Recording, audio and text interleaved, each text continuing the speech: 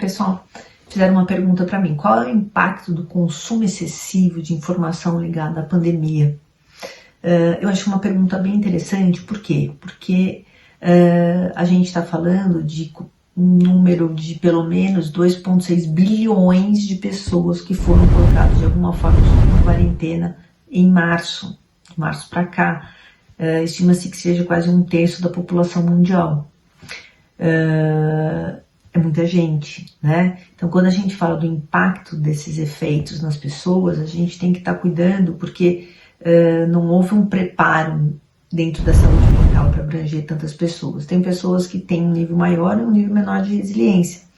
Tem uma pesquisadora de uma universidade de Bruxelas, Elke van Hoff. O que ela trabalha? Essa questão do estresse e do trauma. E eu achei interessante uma coisa que ela colocou sobre essa questão da pandemia, que a primeira coisa é que a gente se viu mais resiliente do que somos, do que imaginávamos ser, na verdade. E para as pessoas que não estavam sentindo isso, elas estão bem estimuladas, porque elas podem ser trabalhadas para serem mais resilientes, né? Então a gente tem a habilidade de treinamento para melhorar essa nossa resiliência. Uma outra coisa importante que ela colocou é que da questão da saúde mental, que não foi tão cuidada, né? Não está sendo tão trabalhada, uma atenção nesses meses. E isso eu posso ver pela questão do consultório, de pessoas que estão se sentindo mais fragilizadas pelo tempo de confinamento. Então, voltando a ter sintomas de que não tinham, já estavam ok, não tinham mais nenhum problema, voltaram a ter os sintomas, né? Então, ela coloca como se houvesse um nível de estresse tóxico muito grande e que a gente precisaria monitorar, precisaria estar sendo visto isso. Mas por que eu estou falando dela? Porque tem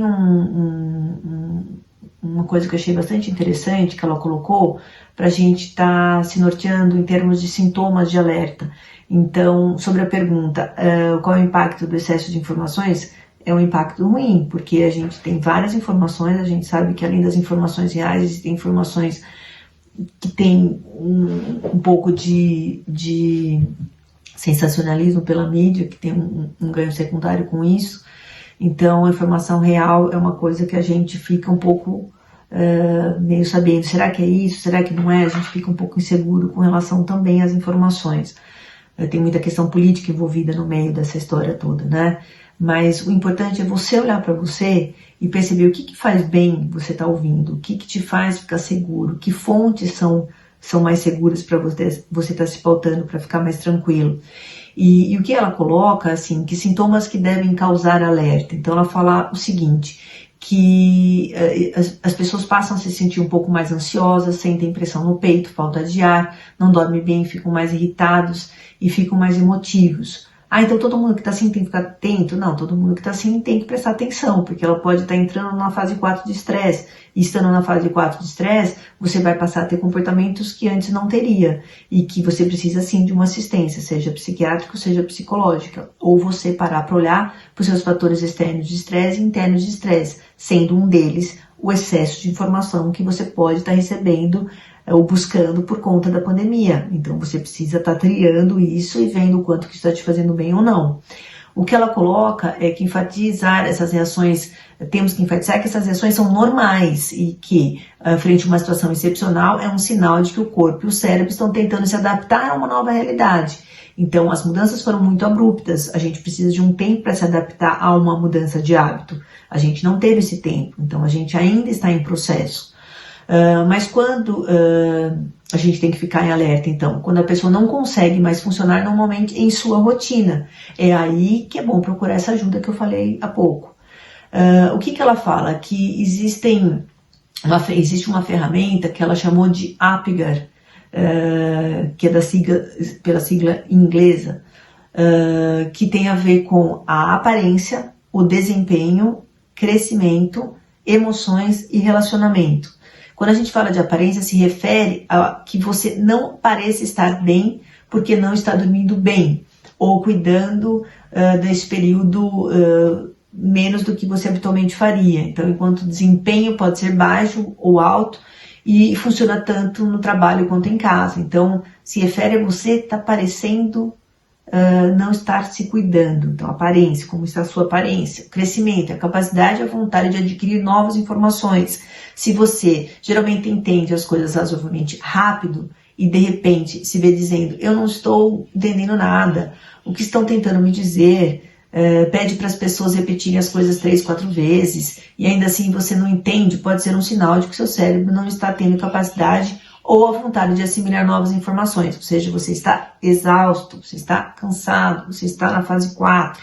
As emoções dizem respeito a como você controla, se fica mais emotivo, menos emotivo, se fica mais agressivo, mais irritado. E os relacionamentos estão ligados a uma mudança dramática na maneira como você se relaciona com as pessoas. Pode ser que você fique mais solitário ou procure outras pessoas porque tem medo de ficar sozinho. A regra geral é que pelo menos 2 desses 5 denominadores pararem de funcionar abruptamente, você deve procurar ajuda, porque aí você pode estar sofrendo de um estresse tóxico. Então essa matéria você pode estar encontrando na íntegra na página do BBC Brasil, e eu acho interessante de estar vendo. E fica aqui a dica, pessoal, a gente tem que se abastecer com coisas que nos fazem bem. Informação, você abre o WhatsApp, você abre o jornal, você abre os meios, enfim, da mídia, todos eles têm alguma informação. O quanto que você vai cuidar disso, porque quem vai estar recebendo essa informação, se você estiver sob estresse, não vai ser o seu adulto, porque o seu adulto vai estar escanteio. Quem vai estar recebendo isso, principalmente de uma forma a te deixar mal, é o seu estado de ego criança. E aqui onde estão suas emoções, onde estão suas necessidades e seus desejos. Aí você vai entrar num diálogo interno que as suas necessidades e seus desejos não podem estar sendo abastecidos, e você vai ficar no que você tinha, no que você devia ter tomado cuidado, que você saiu, esqueceu a máscara, ou que você não lavou a mão, ou que o governo tinha que ter feito isso, ou que alguém tinha que ter feito, enfim, aí vira uma loucura sem fim. E vai aumentando o acesso do seu cérebro do sequestro da amígdala. Você fica só agindo com a emoção, não para mais para pensar. E aí, agindo com a emoção, você vai estar alimentando todos os seus medos, todos os seus barulhos internos que você traz lá de trás. E aí você vai ficando cada vez mais com seus medos à flor da pele. Medos que você tinha controlado ficam muito mais evidentes. Medo de abandono, medo de ficar sozinho, medo de que aconteça alguma coisa. Você vai catastrofizar as coisas de uma forma maior. Você vai intensificar as distorções cognitivas de uma forma mais significativa. As suas crenças vão vir a rodo, intensas, destrutivas, pensamentos, você já não vai mais filtrar o que é um pensamento útil do que não é, e você vai estar alimentando a tua criança na dor. Aí ela vai entrar em desespero, ela vai o deprimir, ou ela vai começar a ter crise de ansiedade e entrar em pânico. Então é muito importante você sempre estar trabalhando aquela equação. Realidade é igual aos fatos vezes a interpretação que você faz dos fatos.